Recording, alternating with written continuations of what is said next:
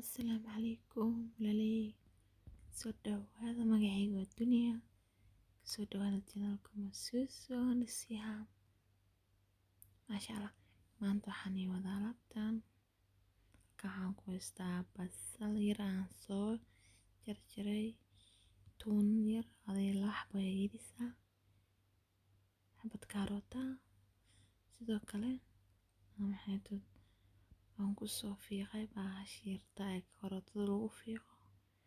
ayaan ayaga dhan ku soo fiiqay saliid yar ayaan ku sii shubtay birta balse iskama badan ana saliid badan ma rabin maadaama aan saliid badan rabin ayaan u yareeyay saliida marka maxay tahay inta yarta ayaan dib ka tusaaya horta kadibna alaabta kale ayaan ku darsan doonaa maasha Allah bas macaroni yar ka soo tuuranayna maanta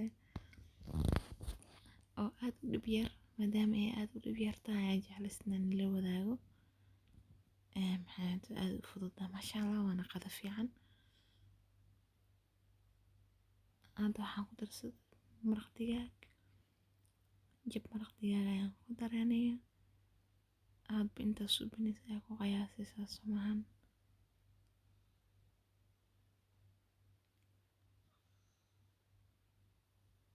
hadda waa kana si fiican dibku isku maxay tahay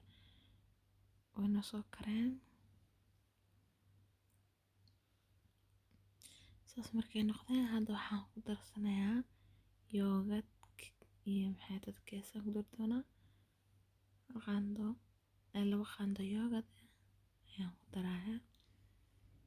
iyo maxay tahay keesaha cad ee rootiga la marsado oo laba qaando asigana ku darsanaya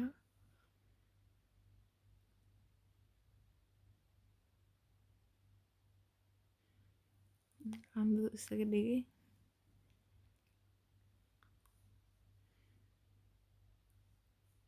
saxaabay laba qaando ugu darsada isagana iyo laba qaando yoogada intaas ku daray hadba intaas suubinaysa ayaa ku qiyaasaysa ana hadda intaas suubinaya ku qiyaastay intaan kana yoogadka noocan ku darsadanayo keesahana waa kana isagana noocaas waaye roodhida la marsado laakiin adi saarta oo isticmaali kartaa yacni wixii marka saarta inaad ku subsida ku samaysanaysaa halkan waxaan ku haystaa yaanyo laba xabo yaanyo ayaan hore u karsaday si aan dhadhan ugu yeesho maxay tahay iguna qurxiso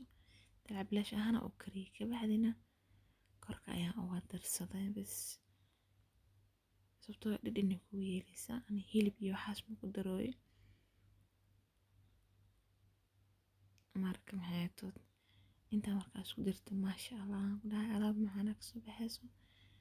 bastada ku darsanaysa maasha Allah ani bas macaroni aad ugu karinoya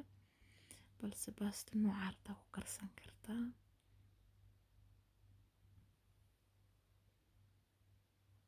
hadda si fiican isku dhex galay way noo kareen maxay tahay inta markaas isugu walaaqnay haddana waxaan ku darayaa bastada alaabtan ku dhufay ka dhaqaaq waan ku dhahay 5 daqiiqo iska fududahay bastada hore u diyaarsaday waa soo kariyay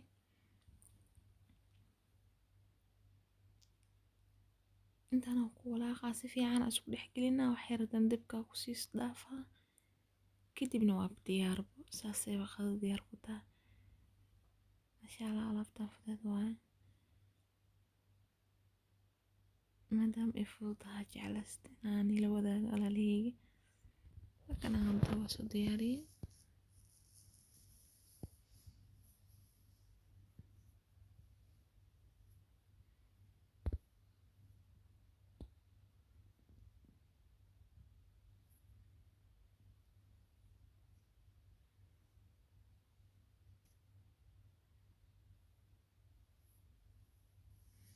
hawl fudud alaabtan ka soo tuuro